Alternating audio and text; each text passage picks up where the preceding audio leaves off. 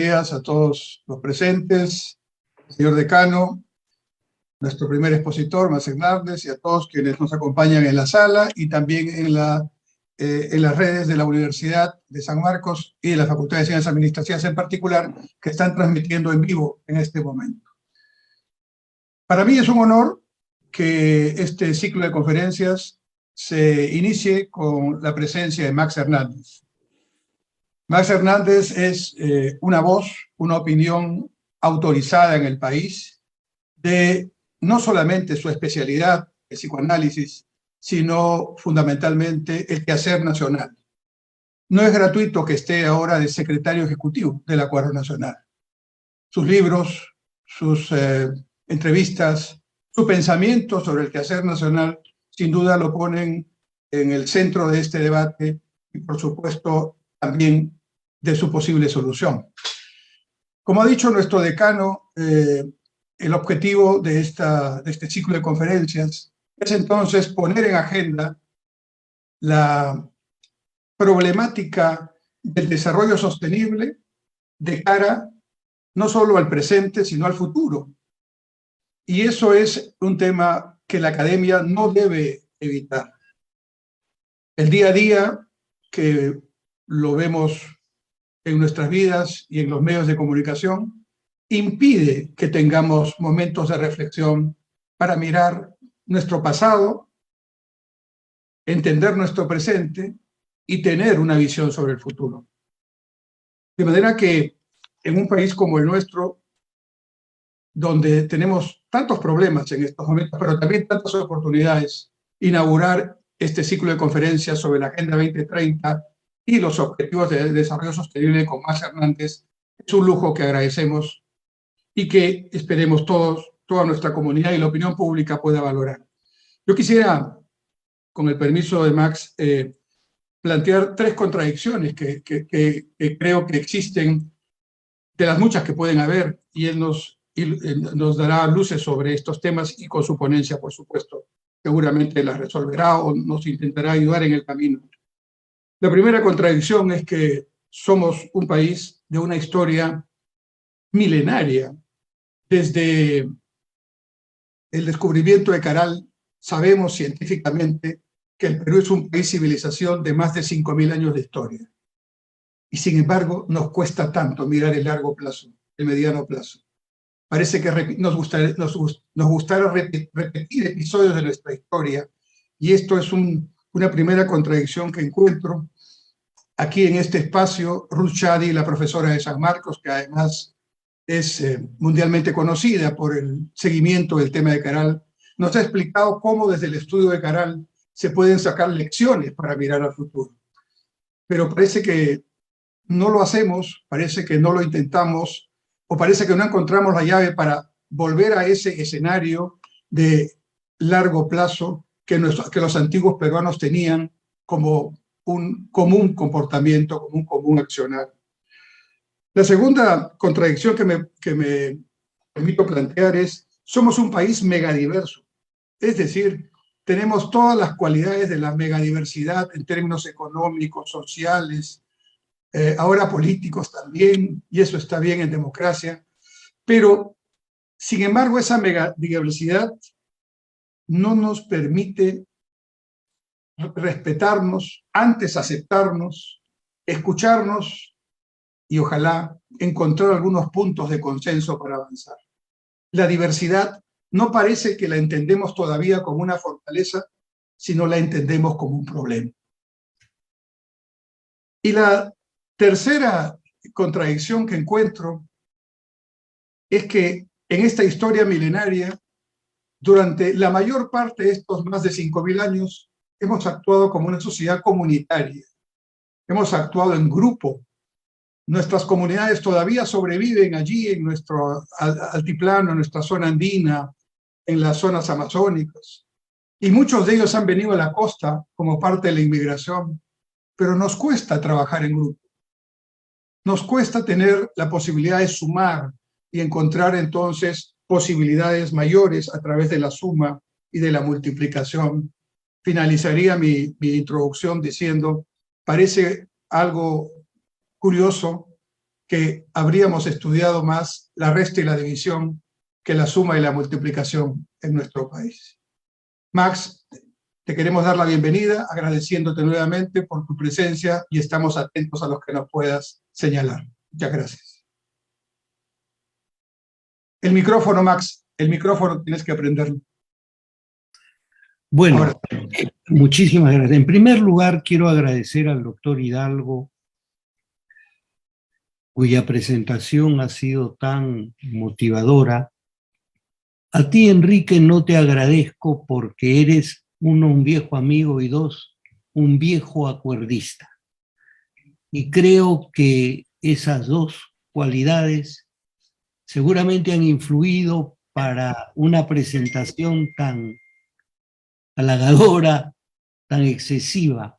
Ahora, la amistad ha terminado en el momento en que me has planteado tres preguntas que verdaderamente sacan chispas. Pero las voy a responder definitivamente, voy a intentar responderlas, pero quería empezar con unas breves pinceladas sobre el Acuerdo Nacional, porque estoy también de acuerdo con el doctor Hidalgo en que algo tan importante, tan trascendente, tan vital como el Acuerdo Nacional no ha enraizado lo suficiente en la conciencia política, social y cultural de nuestra patria.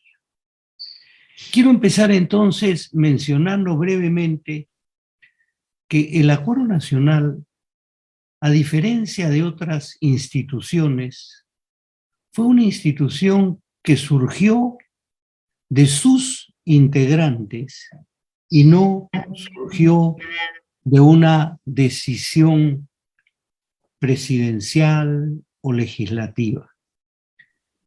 Quiero decir esto, todavía no, por favor, todavía no es necesario esto. Por favor, si quisieran, yo le voy a decir en qué momento vamos corriendo y vamos a empezar.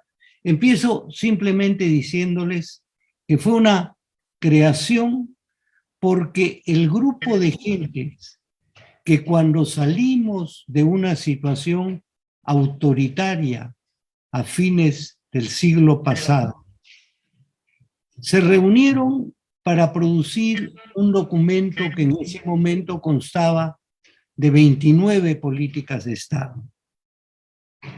Pero el grupo de personas que se reunieron vieron que el diálogo, que el intercambio, que la búsqueda de consensos era algo sumamente valioso, particularmente para poder procesar una transición como la que se estaba viviendo en aquel momento. Y así surgió esta institución de instituciones. El acuerdo es una institución de instituciones. Y ahí tenemos un primer problema. En un país, en un grave proceso de desinstitucionalización, los ladrillos con los cuales se ha construido esta institución de instituciones son ladrillos frágiles. Pero acá hay una primera situación curiosa. Pese a la fragilidad de muchos de los ladrillos institucionales, el concepto de una institución de instituciones sirve para sostener a esos ladrillos.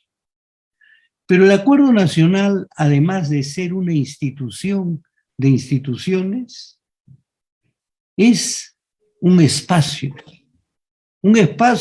articulado en el centro de un triángulo equilátero conformado por los partidos políticos presentes en el Congreso, por unas instituciones importantes de la sociedad civil y por el gobierno en sus tres niveles.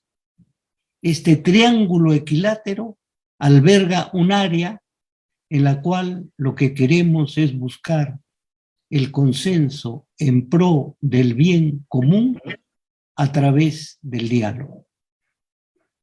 Hay una situación importante. El gobierno es parte del acuerdo. Y esto lo sabe bien Enrique, pero el acuerdo no es parte del gobierno.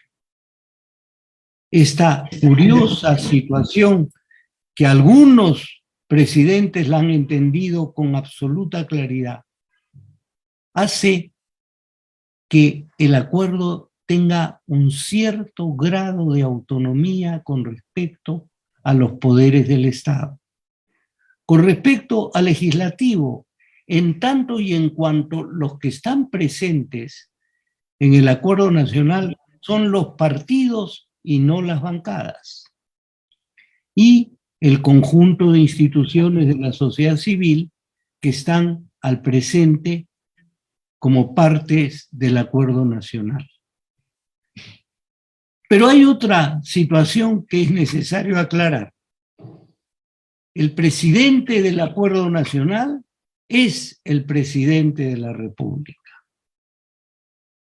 Pero en la larga práctica del acuerdo nacional se ha llegado a una situación de concepto que creo que es fundamental y que no todos los gobernantes la han entendido con la misma claridad, que es la siguiente.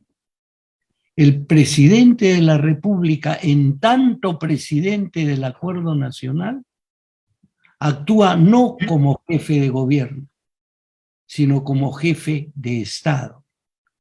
Y en tanto que tal, cede alguna de sus prerrogativas de gobierno a la legitimidad que proviene del consenso y la aceptación plural y absoluta de los integrantes del acuerdo nacional. Es en esta complicada situación de un equilibrio inestable que me hace pensar a veces que el triángulo equilátero no está apoyado en una de sus bases, sino es un triángulo equilátero apoyado en el vértice, y como ustedes saben y hemos hablado de ciencia y evidencia, un triángulo apoyado en su vértice mantiene un equilibrio difícil y a veces muy precario. Digo esto porque en el acuerdo nacional, y voy a pasar a la discusión de las concordancias existentes entre los objetivos sostenibles, de desarrollo sostenible y las políticas de Estado del Acuerdo Nacional, señalando simplemente que en los inicios del Acuerdo Nacional lo que nos iluminó, lo que marcaba el norte, eran los objetivos de desarrollo del milenio.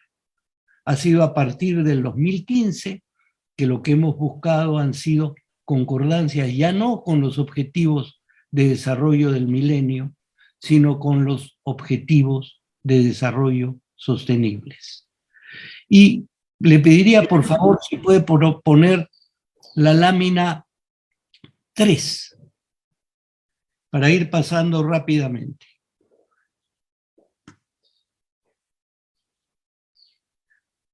La lámina 3, por favor, la tercera. Y ahí tienen las concordancias generales. No, la lámina 3, la anterior. Ya. Ustedes ven, los objetivos de desarrollo sostenible están en el lado izquierdo de la presentación. Fin de la pobreza, hambre cero, salud y bienestar, educación de calidad, igualdad de género, agua limpia y saneamiento, energía accesible y no contaminante. Y tenemos acá las políticas del Estado del Acuerdo Nacional que guardan plena concordancia o concordancia parcial, y a eso me voy a referir, sobre todo en atención a lo que ha planteado tanto el doctor Hidalgo cuanto Enrique, para plantear cuáles son las tareas que siento que tiene en este momento el Acuerdo Nacional. La siguiente, por favor. Seguimos con los objetivos de desarrollo del milenio, ustedes lo conocen bien, y este PowerPoint, por supuesto, queda a disposición de ustedes con todo gusto. Es un trabajo que ha hecho el equipo de la Secretaría del Acuerdo Nacional y creo que tiene la virtud de una mirada breve, entender esta articulación tan importante entre políticas de Estado y objetivos de desarrollo sostenible. La siguiente, por favor.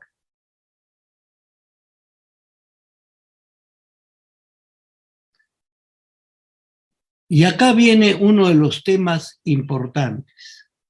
La política 13, y adelanto algo de lo que ha planteado el doctor Hidalgo, la política 13 tiene un conjunto de políticas, la 19, la 32, la 33 y la 34, pero son escuetas, son pobres. Yo diría algo más serio que pobres, un tanto mezquinas frente al inmenso riesgo que estamos viviendo y al cual ha hecho alusión el decano. Es decir, el gravísimo riesgo del desastre climático que se nos está aproximando.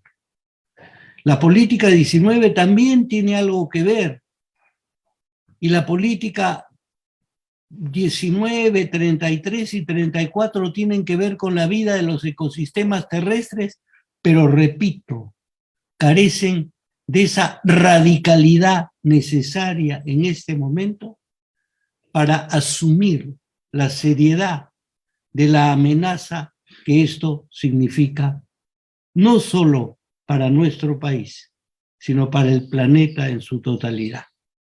Está la política 16, como se ha estado viendo en 4 políticas, y la política 17, que es enormemente importante, creo yo, porque es el tipo de alianzas para lograr los objetivos. Y nosotros la tomamos en las políticas 6 y 19, pero creo que la idea de alianzas es algo que también afecta nuestra realidad interna. ¿Qué quiero decir con esto? El acuerdo nacional es un ámbito en el cual la búsqueda del bien común y el camino del consenso son potenciales raíces para el establecimiento de alianzas para llegar a nuestros objetivos. La siguiente, por favor. Acá está resumido esto y cómo están planteados estos asuntos, ya no en las políticas de Estado del Acuerdo Nacional, sino en la visión del Perú al 2050.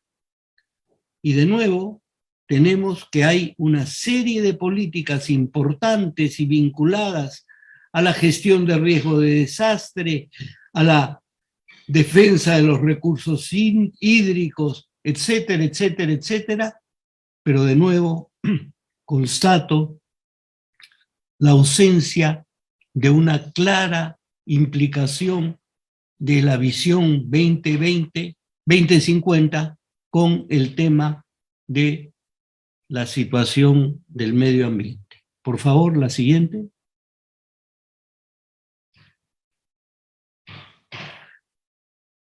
Este es el segundo eje de la visión del Perú, y acá sí hay algunas medidas con respecto al cambio climático. Pero, de nuevo, estas medidas que están en el objetivo 13 del desarrollo sostenible se encuentra en alguna medida presente cuando se menciona la necesidad con una línea de que se tome en cuenta el cambio climático como marco y contexto de toda nuestra reflexión. Este es el punto más importante que se logró incluir en la visión del Perú al 2050. La siguiente, por favor.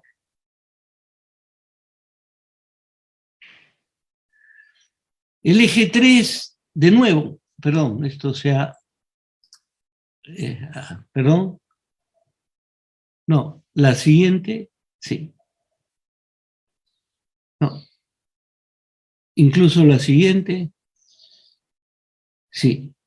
De nuevo, acá el contexto del cambio climático y lo que se está planteando son actividades extractivas con elevados estándares, el uso sostenible de los recursos hídricos, gestión del riesgo de desastres, etcétera, etcétera. La siguiente, por favor.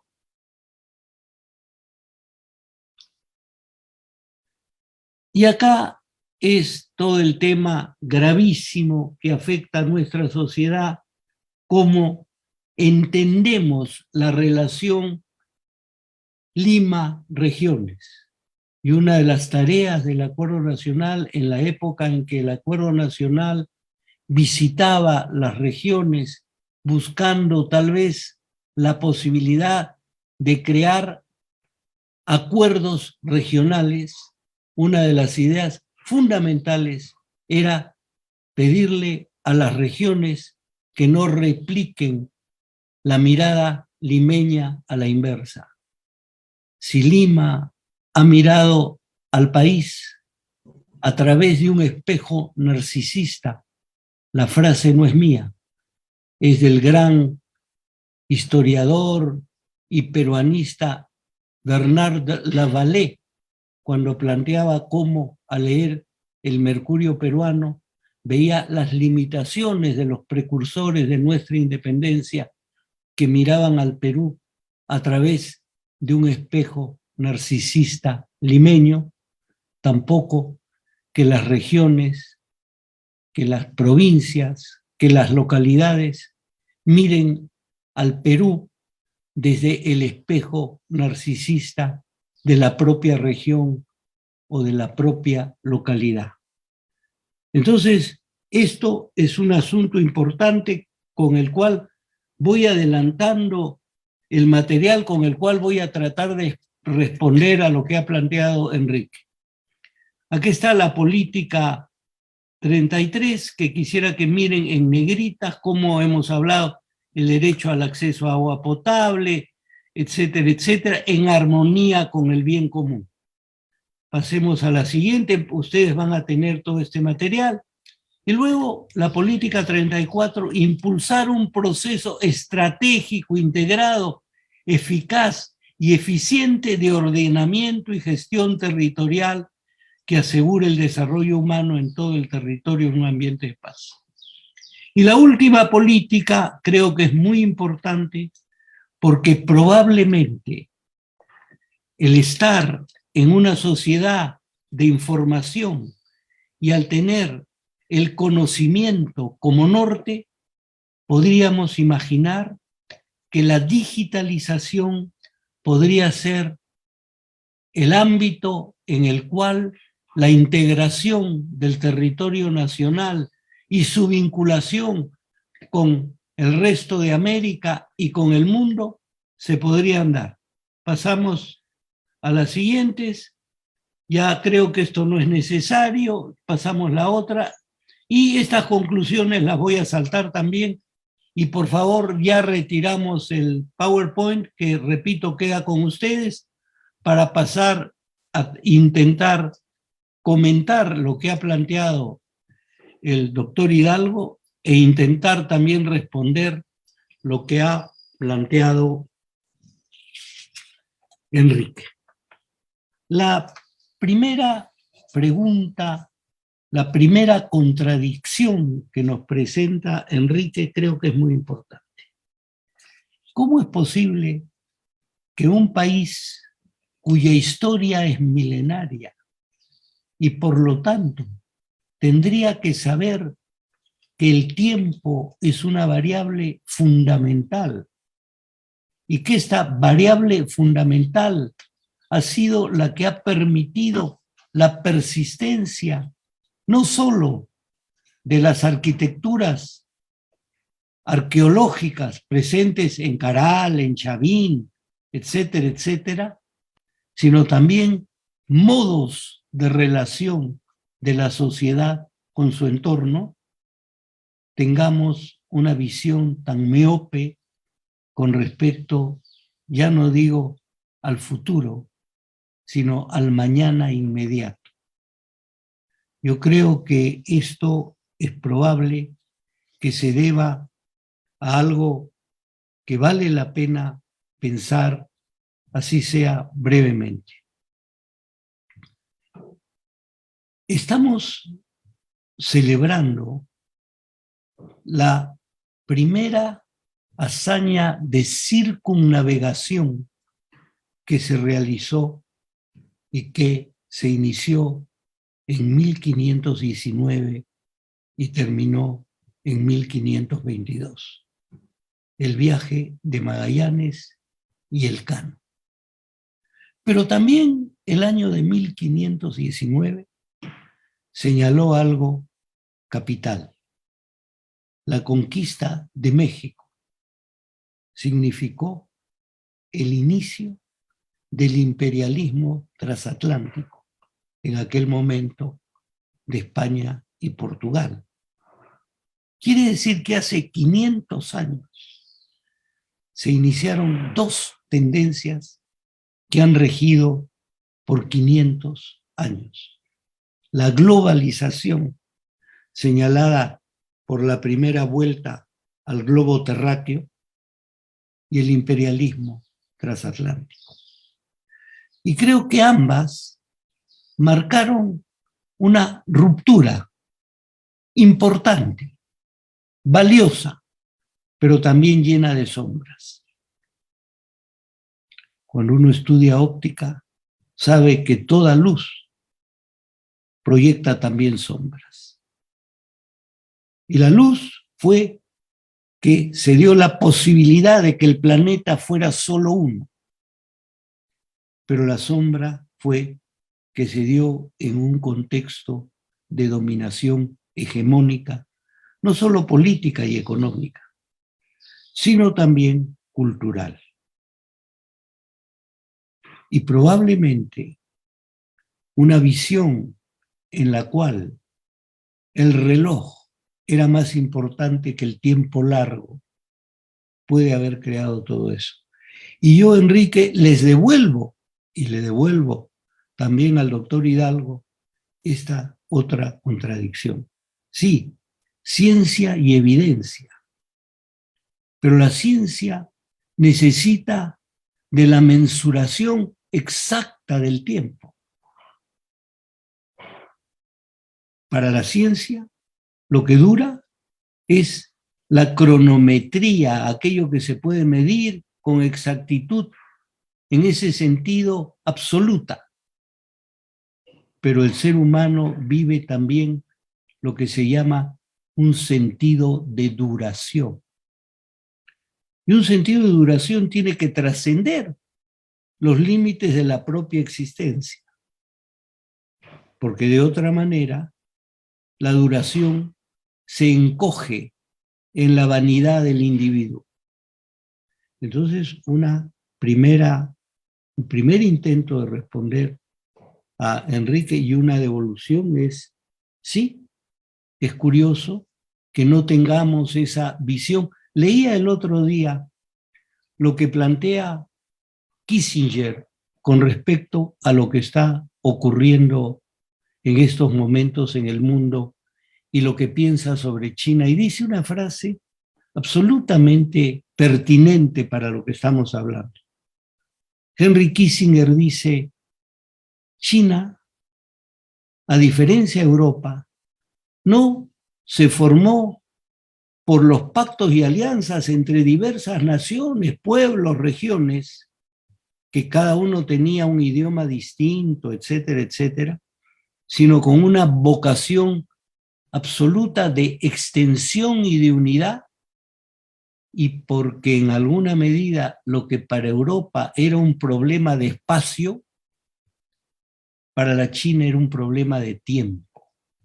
¿Cómo durar?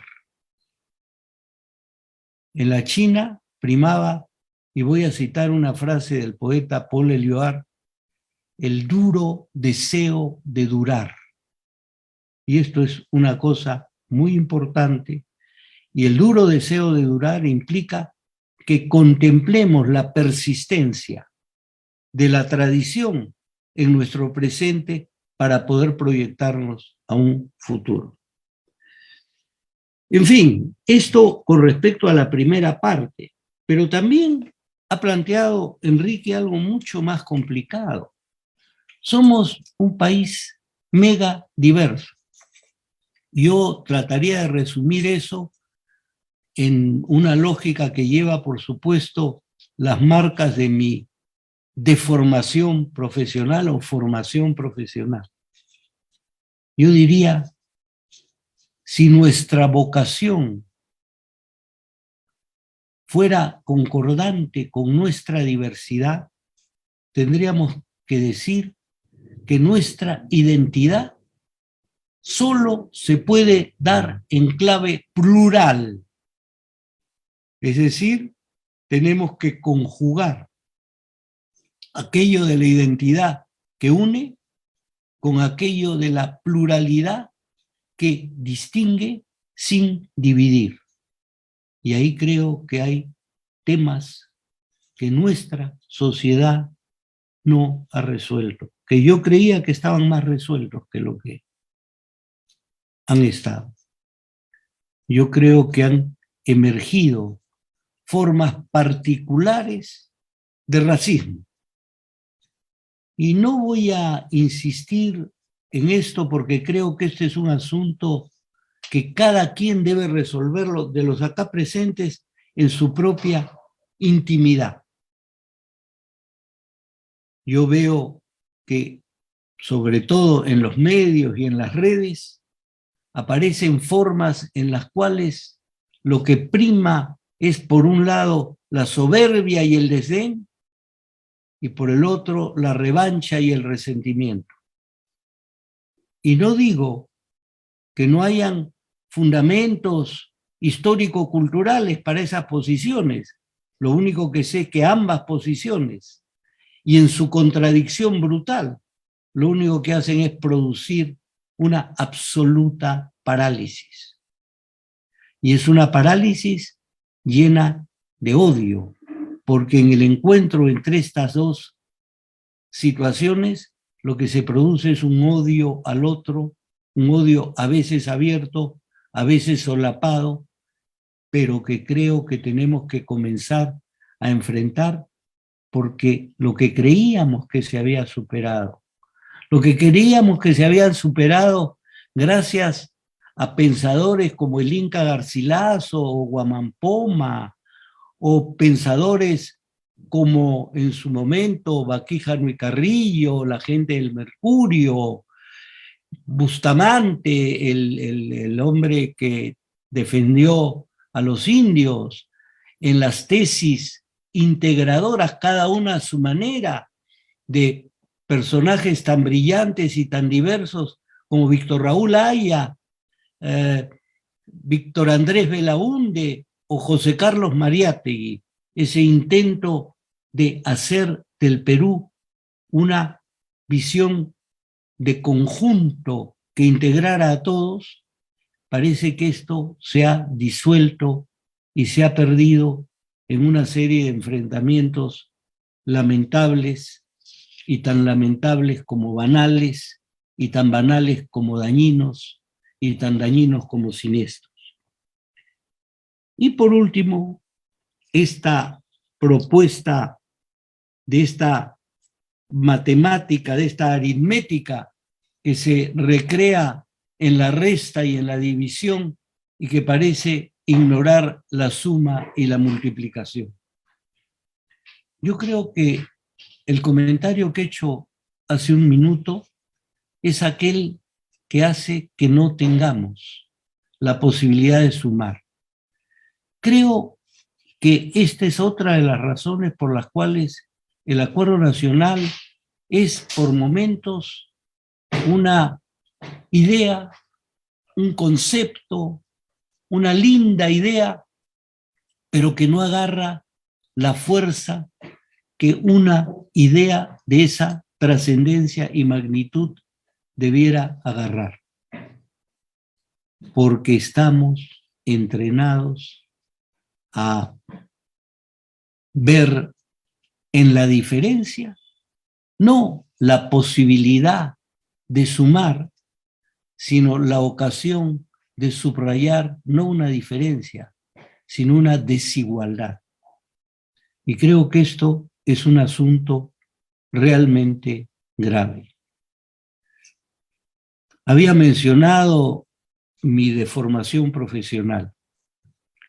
Sí, yo hace mucho que me he dedicado al psicoanálisis y incluso desde antes de mi formación psicoanalítica, acá en el Perú, tanto Honorio Delgado, que introdujo el psicoanálisis, si bien tomó distancias radicales con respecto a él, pero fue uno de los grandes psiquiatras peruanos, y Carlos Alberto Seguín, otro gran psiquiatra, ambos fueron profesores míos en la universidad, y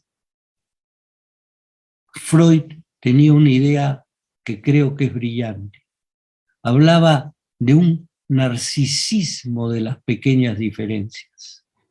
Y esto es importantísimo.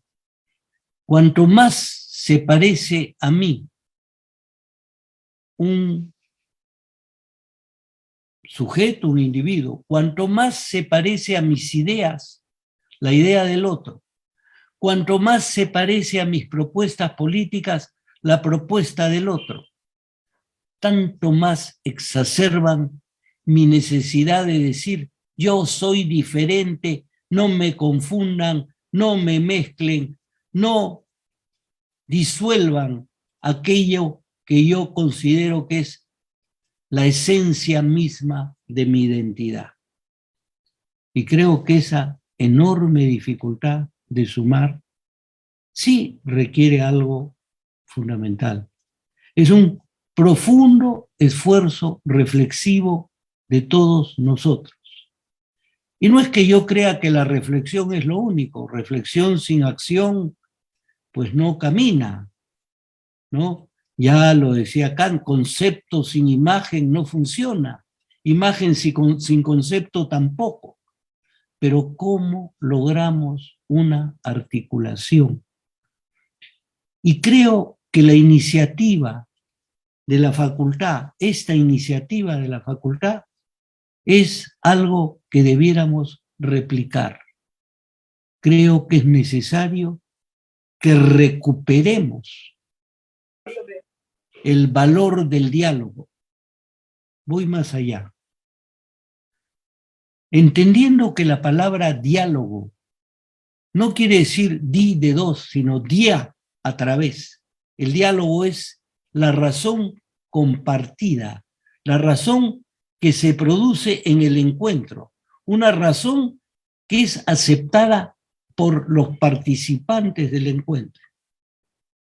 Pero creo que incluso más allá del diálogo, necesitamos volver a conversar.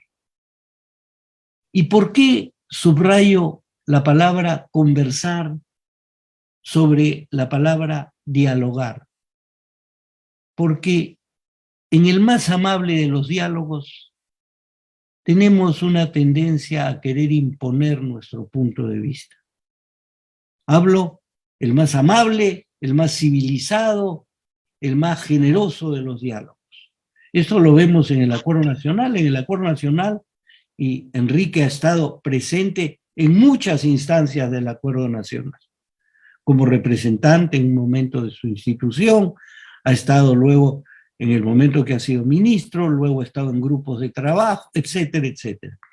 Y sabe, Enrique, cómo en el Acuerdo Nacional se han excluido las palabras altisonantes, la violencia, y se ha tratado de escuchar al otro.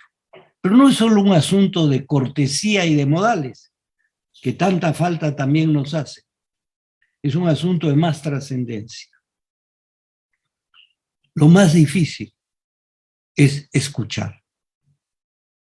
Es mucho más difícil escuchar que hablar. Y escuchar quiere decir dejarse arrastrar por un momento por la posibilidad de que el otro tenga más razón que yo.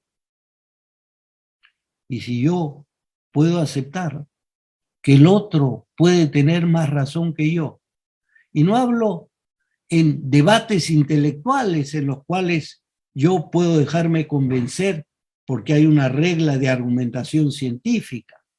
No, que el sabio sienta que a veces el ignorante puede tener más razón que él y que el ignorante pueda descubrir que la ignorancia es un freno a pesar de que tenga algunas perlas de sabiduría. El diálogo que implica un respeto entre ambos sexos, una igualdad del hombre y la mujer en sus derechos, una igualdad de género, que lamentablemente algunos grupos han pretendido decir que no se trata de la búsqueda de un derecho, sino del fatigar una ideología determinada. Y el otro gran tema, este planeta es de todos nosotros como comunidades y como individuos. Y yo sí creo, y de repente esto es una visión excesivamente marcada por una presencia de una lógica tal vez marcadamente occidental, yo creo que esta es la inmensa oportunidad que nos da este momento. Por un lado, la posibilidad de sentirse que cada uno es un individuo y como tal valioso en sí, para sí y por sí, pero que al mismo tiempo, si no piensa en sí mismo como parte de una comunidad, empezando por su pequeña comunidad, su comunidad más grande, y llegar a la comunidad de la humanidad, no vamos a poder salir adelante. Y termino, Enrique, y gracias por tus 3 preguntas que me han llevado a pensar y a plantear eso. Uno de mis grandes maestros, Donald Winnicott, decía: transformemos las contradicciones en paradojas. Y en una paradoja, de repente tú no buscas la solución, sino la mantienes esperando que la paradoja se resuelva. Esto va más allá de una solución dialéctica de tesis, antítesis y síntesis, sino que a veces, y esto es lo más grave y lo más difícil en el acuerdo nacional, no es cómo elegimos entre un bien y un mal, no es cómo elegimos entre un bien mayor y un mal menor, no. ¿Cómo elegimos entre 2 valores igualmente importantes que parecen estar en contradicción en momentos determinados? Los valores, por ejemplo, de la igualdad, que por momentos parecieran estar en contra de los valores de la libertad, o los valores de la libertad que parecen estar en contra de los valores de la igualdad. Pero de lo que se trata es que tiene que haber, además de la libertad y la igualdad, la fraternidad, la solidaridad, el valorar al otro tanto o más de lo que se valora uno a sí mismo. Muchas gracias. No sé, Enrique, si he logrado, si no contestar, que es muy difícil, pero al menos comentar un poco tus 3 preguntas, y muchas gracias, señor decano.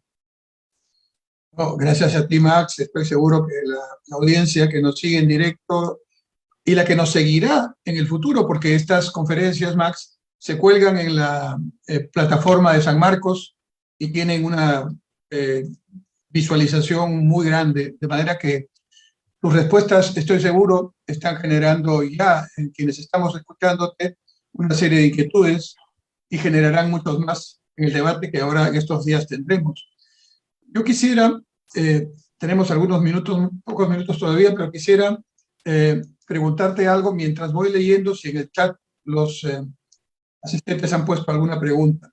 En esta idea de buscar pequeños accesos hacia esas paradojas que nos planteas, yo encuentro, y no sé qué te parece a ti, un problema grave cuando los partidos políticos que están inscritos en el Jurado Nacional Electoral y los movimientos regionales también, porque esto es a nivel nacional, tienen, de acuerdo a la legislación electoral, que presentar sus planes de gobierno. Y resulta que estos planes, desde mi punto de vista, son más un requisito que una necesaria reflexión sobre lo que supuestamente quieren hacer a nivel nacional, regional o local. Al punto que muchos movimientos regionales y partidos importantes incluso, casi cuando uno los lee, presentan documentos de muy poco contenido, de muy poca reflexión. Entonces, no debería haber alguna conexión, por lo menos para, no digo obligar, pero por lo menos incentivar a quienes pretenden ser gobierno local, regional o nacional o parlamentarios, ¿no?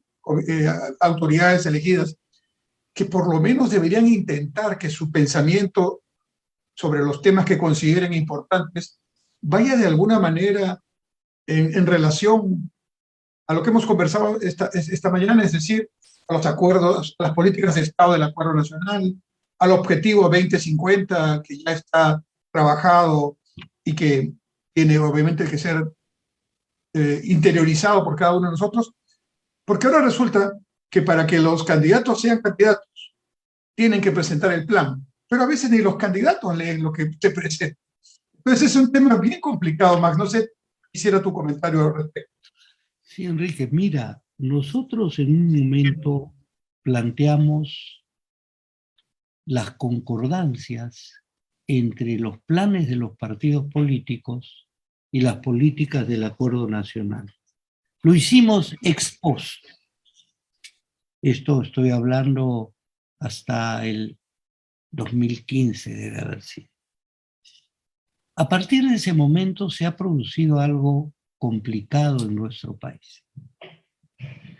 Y lo que estamos intentando hacer a través de algunas alianzas, una fundamental con CEPLAN, otra importante con el grupo denominado CIES, otra importante con un integrante del Acuerdo Nacional, que es la Mesa de Lucha contra la Pobreza, tratar de llevar a la reflexión varias ideas como las que he señalado, pero también la necesidad de pensar en un presupuesto por resultados y no solamente una suerte de lista de deseos que lamentablemente no se pueden cumplir. Digo esto con la misma preocupación que tú, Enrique, con la misma sensación de gravedad y por momentos también, y acá no habla el secretario del acuerdo, no habla el psicoanalista, sino habla un ciudadano peruano viejo además, a veces me amenaza la desesperanza y el desánimo. Pero recuerdo pues tu primera pregunta y tu primera intervención y tu primera contradicción. Pensemos en que somos parte de una cadena, de un proceso, de una historia. Y creo, mira, estamos en un momento bien difícil del país, bien difícil, y creo que el Perú ha podido superar situaciones muy graves. Como decía Basadre, sí, tenemos problemas gravísimos, seguimos teniendo un Estado empírico que se balancea sobre un abismo social. Sí, pero no caigamos en creer que el Perú es un Liliput que tiene solo los pecados de Sodoma y Gomorra.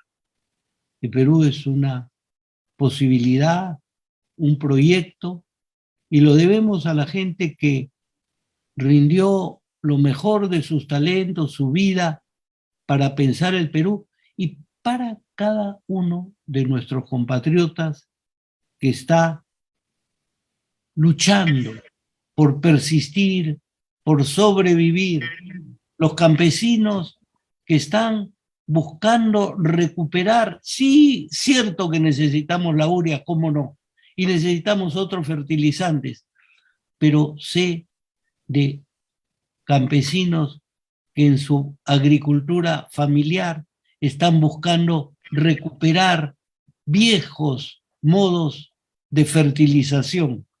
De nuevo, no voy a caer en la tontería de decir no necesitamos urea ni nada, porque las necesitamos. Pero lo que estoy diciendo es que hay una vocación de duración y de compromiso muy, muy, muy importante. Y espero que esta crisis nos haga pensar, reflexionar, salir adelante y darnos cuenta que de una crisis salimos todos, porque si no salimos todos, creo que no vamos a poder lidiar con esta crisis. Max, voy a tratar de, digamos, resumir las ideas principales de tres planteamientos que se han hecho aquí para que tú tengas una reflexión final. Mirta Patricia Ortiz te pregunta, bueno, ¿y por qué tenemos hoy un Estado legislador, un Estado administrador de justicia y un Estado ejecutivo que no sigue la excelente ruta propuesta en el Acuerdo Nacional? Juan Peláez te dice, lo felicito por su exposición, en ese sentido, sabiendo que el Acuerdo Nacional tiene entre sus objetivos el objetivo de fortalecimiento de la equidad, ¿no? La pregunta, después de 20 años del Acuerdo Nacional, ¿qué resultados concretos tenemos en el objetivo señalado y dentro del Acuerdo de Equidad de género, de edades, etnias de sus representantes? Y Javier Cavada te pregunta, ¿cuál es el objetivo del diálogo? ¿Hacia dónde apunto? ¿Es búsqueda de la verdad, de la mejor opción social? ¿O es una cuestión que pretende una paz momentánea o circunstancial? Sí. Adelante, Max. Bueno, sí, son temas absolutamente capitales. Miren, yo creo que la separación de poderes es algo absolutamente necesario. Y no es porque a mí me impresionaran en la universidad. En mi época estudiábamos en premédicas historia universal, ¿no? Y tuvimos esos maestros y estudiamos filosofía y teníamos una visión amplia y nos hacían leer, si no todo Montesquieu, al menos selecciones del espíritu de las leyes, y yo resulté siendo un convencido de la necesidad de la separación de poderes. El problema es cuando los poderes no buscan lo mejor, sino buscan enfrentarse. Y el enfrentamiento entre poderes ha surgido y ha creado en nuestro país algo muy grave, que si un gobierno no tiene una mayoría parlamentaria, pues le hacen la vida imposible a ese gobierno. Y creo, y creyendo en la enorme importancia del legislativo, creo que hay momentos en que se sobrepasa en su función fiscalizadora. Igual creo en el Poder Judicial y su importancia y su valor, pero una cosa es la justicia y otra cosa es una justicia inquisitorial y otra cosa es el riesgo implícito de una judicialización de la política. Así que me quedo con la misma pregunta que me ha hecho la señora Ortiz. En cuanto a los otros dos, sí, me parece que hay una conjunción yo diría que es poco lo que se ha logrado en un primer lugar. No se ha conseguido esto. Y cuando se dice la búsqueda de la verdad, bueno, la verdad es una palabra inmensa que debiera pronunciarse con cuidado y sabiendo que se escribe con V mayúscula, ¿no? A mí me preocupa cuando alguien dice, voy a decir mi verdad. O sea que debe haber tantas verdades cuantos habitantes hay en el planeta, ¿no es cierto? Es decir, en el diálogo buscamos la concordancia y el consenso, porque probablemente no tengamos instrumentos exactos para saber cuál es la verdad y sobre todo la verdad con respecto al gran tema de qué se trata un país, de qué se trata la existencia, de qué se trata el buen vivir. Eso es muy complicado. La otra pregunta, y esto es muy importante, el tema de la igualdad de género. Y acá sí voy a hacer una reflexión que me lleva a señalar algunas de las dificultades del acuerdo. En el acuerdo, los consensos a veces implican unanimidad. No debiera ser así. Un consenso es algo del cual nadie sale contento, pero nadie sale descontento. Nadie sale contento porque parte de la propuesta de alguna persona no llega a realizarse, pero no sale descontento porque sabe que parte sí y lo que ha aceptado es aceptable por todos. El tema de la igualdad de género, que repito, es importantísimo. El tema de las etnias originarias y amazónicas, por ejemplo, son temas que todavía no han tenido un pleno consenso en el acuerdo nacional. Estamos viendo la manera de integrar en la sociedad civil a tres grandes grupos. El grupo de jóvenes, el grupo de las mujeres y el grupo de las poblaciones originarias o aborígenes. Lo que tenemos es que buscar qué institución representa a las mujeres en su conjunto, qué institución representa a los jóvenes. Acaba de darse una ley de juventudes y necesitamos también ver qué asociación representa a los grupos originarios, y creo que en ese momento tendremos que hacerlo. De nuevo, repito, yo creo también que el acuerdo es un espíritu, y yo lo he visto en las preguntas. Son preguntas hechas que yo podría haber esperado en otras circunstancias. Oiga, señor, el acuerdo es un té de tías que no sirve para nada, bla, bla, bla, bla. O sí, el acuerdo ha salvado al país. No, no, acá tratamos de ser objetivos y cautos, pero dándonos cuenta que la tarea es muy, muy grande. Gracias nuevamente al decano y a ti, Enrique. Ha sido un gusto volverte a ver. Me tienes que dar el secreto de la juventud porque, bueno, verdad que eres mucho más joven que yo, ¿no? Pero te mantienes igualito. Muchas gracias, Max. ¿Hay más preguntas? Vamos a pedirle disculpas a quienes nos están poniendo las preguntas en el chat, pero la idea es que podamos tener el programa con todos los invitados que están. Ya la expositora siguiente también está presente. Quisiéramos, a nombre de la Universidad Nacional Mayor de San Marcos, la Facultad de Ciencias Administrativas, su decano y toda la comunidad académica, agradecerte, Max, por esta excelente ponencia. Como señalan en el chat, una ponencia inspiradora, una ponencia que nos hace reflexionar, que nos pone por un momento en lo que sería muy, muy rico que los peruanos nos acostumbremos, ¿no?, a tener más espacios de reflexión para mirar nuestra problemática con esa perspectiva con la que debemos mirarla, no partiendo de cero, no con el complejo de Adán, que todo empieza ahora con nosotros, sino viendo que en tantos años, en más de 5.000 años, hemos tenido errores, aciertos y, como tú dices, ¿no? Salidas de crisis quizás tan complicadas o más complicadas que esta que nosotros estamos viviendo. Y considerarnos que nos tocó ser una combinación de generaciones de transición, ¿no? Y esperemos que esa transición nos lleve pronto a nuevos liderazgos, a ideas mucho más, constructivas que las que normalmente escuchamos en el día a día. Pero esta ha sido una excepción.